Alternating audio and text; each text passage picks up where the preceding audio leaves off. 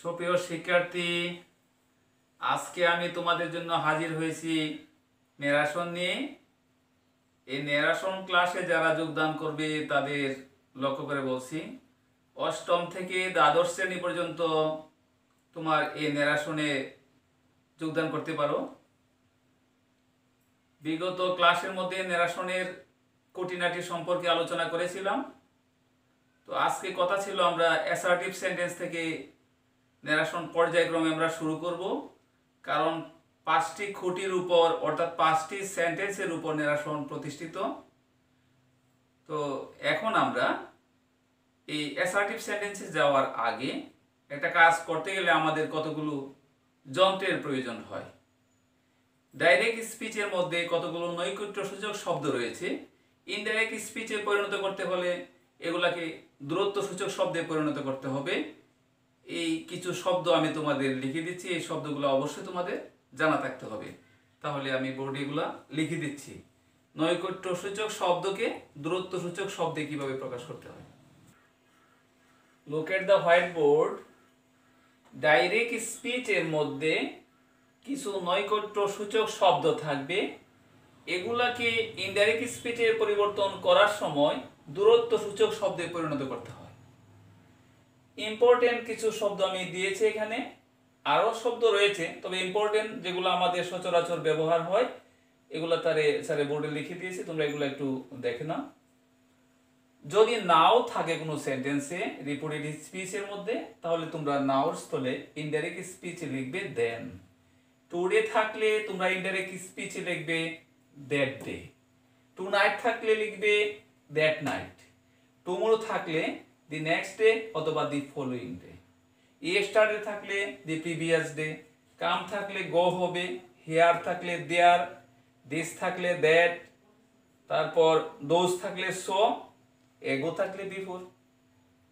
প্রত্যেকটা জিনিস আমরা যখন কোনো কাজ করি, তাহলে কাজটা করতে গেলে আমাদের যে জিনিসগুলো দরকার সেই জিনিসগুলো আমাদের হাতে নিতে হয়, ব্রেনে নিতে হয়, মাথায় নিতে হয়। তাহলে এগুলো তোমাদের অবশ্যই লাগবে।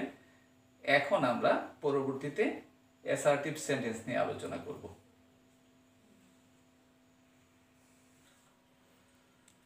প্রিয় শিক্ষার্থী, এখন আমরা আলোচনা করব ওই যে বৃত্তি প্রস্তরের প্রথম সেন্টেন্স, অ্যাসার্টিভ সেন্টেন্স। তো অ্যাসার্টিভ সেন্টেন্সের ন্যারেশনের নিয়ম আমি বোর্ডে লিখেছি, লক্ষ্য করো। রুল: অ্যাসার্টিভ সেন্টেন্সকে ইনডাইরেক্ট স্পিচে পরিবর্তন করার সময় রিপোর্টিং ভার্ব এ সেইড এর স্থলে টোল্ড বসে এবং মধ্যে কনজাংশন হিসেবে দ্যাট বসে রিপোর্টেড স্পিচ নিয়ম অনুসারে পরিবর্তিত হয়। এই কথাটার মানে রিপোর্টেড স্পিচ নিয়ম অনুসারে পরিবর্তিত হয়, এই কথাটার মানে কিন্তু তোমরা পূর্বেই জেনেছো। রিপোর্টেড স্পিচটি যদি প্রেজেন্ট ইনডিফিনিট টেন্সে থাকে তাহলে পাস্ট ইনডিফিনিট টেন্স হয়, ওই যে ওই নিয়ম অনুসারে।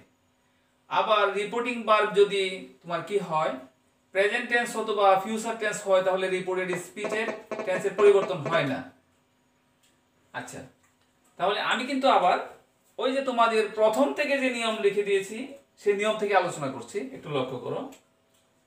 রিপোর্টিং ভার্বে যদি অবজেক্ট থাকে তাহলে কিন্তু তোমার সেইড এর স্থলে টোল্ড হবে, আর রিপোর্টিং ভার্বে যদি অবজেক্ট না থাকে তাহলে কিন্তু এখানে সেজ থাকলে সেইজে থাকবে, সেড থাকলে সেইডে থাকবে, ফিউচার ইনডিফিনিট টেন্সে থাকলে ফিউচার টেন্সে থাকবে।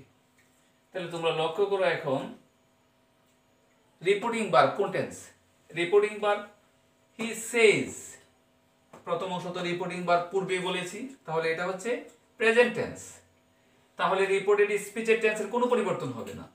তবে রিপোর্টেড স্পিচটি কোন সেন্টেন্স এটা তো তোমাকে অবশ্যই বুঝতে হবে। I am in, assertive sentence, subject verb object শেষে ফুল স্টপ। তাহলে যেহেতু রিপোর্টিং ভার্ব প্রেজেন্ট টেন্স, তাহলে রিপোর্টেড স্পিচের পরিবর্তন হবে না। পরের সেন্টেন্স লক্ষ্য করো, he said I have done my duty. তাহলে এখানেও এটা রিপোর্টিং ভার্ব প্রেজেন্ট টেন্স অর্থাৎ present perfect tense. Present perfect tense that means present tense, তাহলে এখানেও রিপোর্টেড স্পিচের টেন্সের পরিবর্তন হবে না। শিপ্রু will say he writes a letter future tense, সুতরাং এখানেও রিপোর্টেড স্পিচের টেন্সের পরিবর্তন হবে না। উল্লেখ্য যেহেতু রিপোর্টিং ভার্বের মধ্যে কোনো অবজেক্ট নাই, সুতরাং এখানে কি বসবে না, এখানে তোমার টোল্ড বসবে না। যেখানে তোমার সেজ আছে সেজ, সেড আছে সেড, উইল সে। তাহলে কাজ শুরু করি। তোমাদের কিন্তু প্রথমে ধারণা নিতে হবে, আমি যে দুইটা নিয়ম দিয়েছিলাম, রিপোর্টিং ভার্ব প্রেজেন্ট টেন্স অথবা ফিউচার টেন্স হলে টেন্সের পরিবর্তন হয় না, এটা হলো এই নিয়মের মধ্যে পড়ছে। তাহলে যেহেতু রিপোর্টিং ভার্ব প্রেজেন্ট টেন্সে আছে, লেখো হি সেজ, যা আছে তাই। যেহেতু সেন্টেন্সটি অ্যাসার্টিভ মধ্যে কনজাংশন হিসেবে দ্যাট, এর কোনো বিকল্প নাই, অ্যাসার্টিভ সেন্টেন্সে দ্যাট অবশ্যই বসবে। এবার আসো পারসনের পালা। পারসন কি বলেছিলাম, রিপোর্টেড স্পিচের সাবজেক্ট ফার্স্ট পারসন।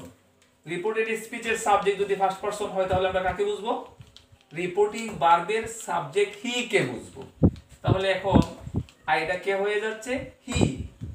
কোন টেন্সে আছে, I am in present indefinite tense, তাহলে এটার কোনো পরিবর্তন নাই, প্রেজেন্ট ইনডিফিনিট টেন্সের মধ্যে কিন্তু থাকবে। আই এর জায়গায় কি হচ্ছে, হি। তাহলে আই এর পরে এম বসছে, হি এর পরে প্রেজেন্ট ইনডিফিনিট টেন্সে কি বসবে, ইজ বসবে। তাহলে বসলো হি ইজ ইন, গেল হি সেড দ্যাট। এটাও রিপোর্টিং ভার্ব প্রেজেন্ট টেন্স, সুতরাং রিপোর্টেড স্পিচের টেন্সের পরিবর্তন হবে না। অবশ্যই তোমাকে কোন টেন্সে আছে, অ্যাসার্টিভ সেন্টেন্স তো তোমরা আগেই বুঝেছো, এখন কোন টেন্সে আছে, প্রেজেন্ট পারফেক্ট টেন্স, সাবজেক্টের পরে হ্যাভ ভার্বের পাস্ট পার্টিসিপল। তাহলে প্রেজেন্ট পারফেক্ট টেন্স, টেন্সের পরিবর্তন না হয়ে এটা প্রেজেন্ট পারফেক্টই থাকবে। তো রিপোর্টিং ভার্বের কাজ করো, প্রথম কোনো কাজ নাই, he has said, he has said, মধ্যে কনজাংশন আগের মতোই দ্যাট। লক্ষ্য করো, রিপোর্টেড স্পিচের সাবজেক্ট এবং অবজেক্ট উভয়টাই কিন্তু ফার্স্ট পারসন, ঠিক আছে। রিপোর্টেড স্পিচের সাবজেক্ট এবং অবজেক্ট উভয়টা ফার্স্ট পারসন, সুতরাং আমরা রিপোর্টিং ভার্বের সাবজেক্ট কি বুঝব। তাহলে প্রশ্ন হইল, সাবজেক্টটি রিপোর্টিং ভার্বের সাবজেক্টিভ ফর্ম হবে অবজেক্টিভ হবে হয় অবজেক্টিভ ফর্ম, না হয় পসেসিভ ফর্ম, যেখানে যেটা মানানসই হয়। তাহলে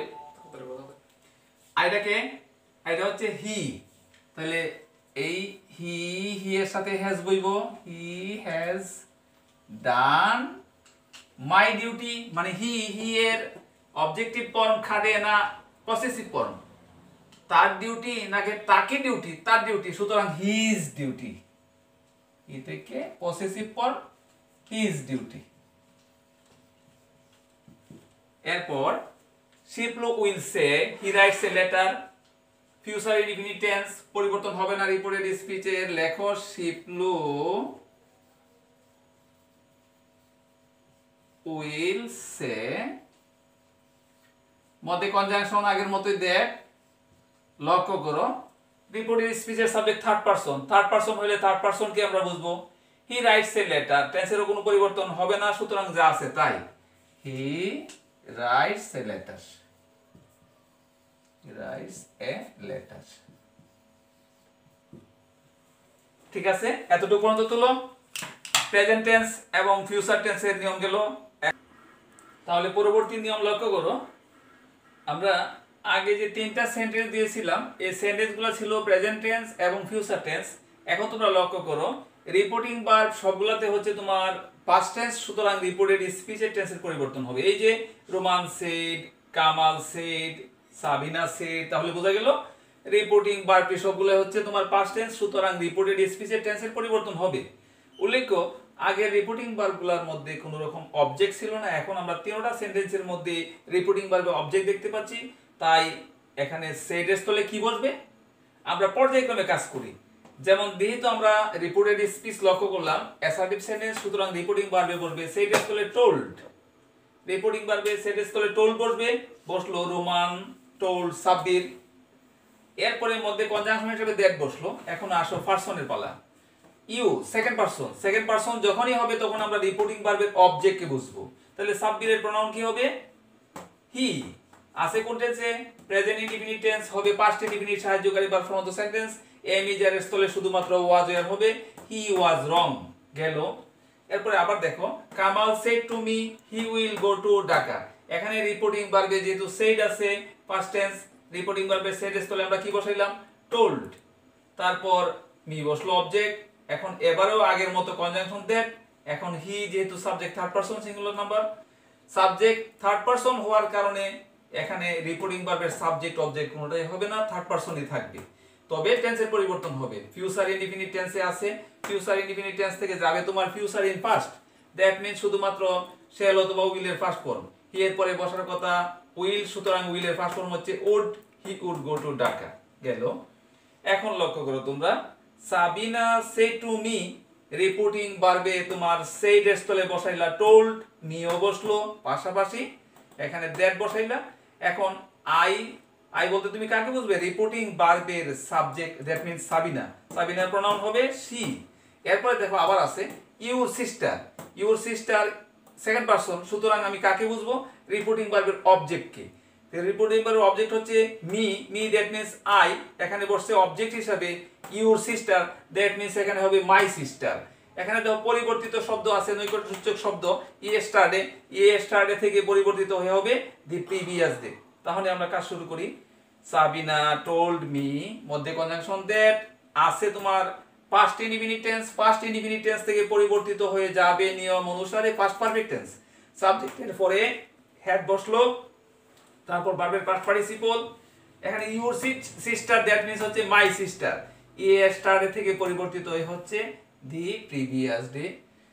ধন্যবাদ, আজকের মতো এখানেই শেষ, পরবর্তীতে আবার দেখা হবে। তোমরা এতটুকু প্র্যাকটিস করো, সকলেই প্র্যাকটিস করো। আবার তোমাদের সাথে দেখা হবে ইন্টারোগেটিভ সেন্টেন্স নিয়ে। আমি কিন্তু সকল উদাহরণ দিতে পারি না, তোমরা নিজেরা প্র্যাকটিস করো।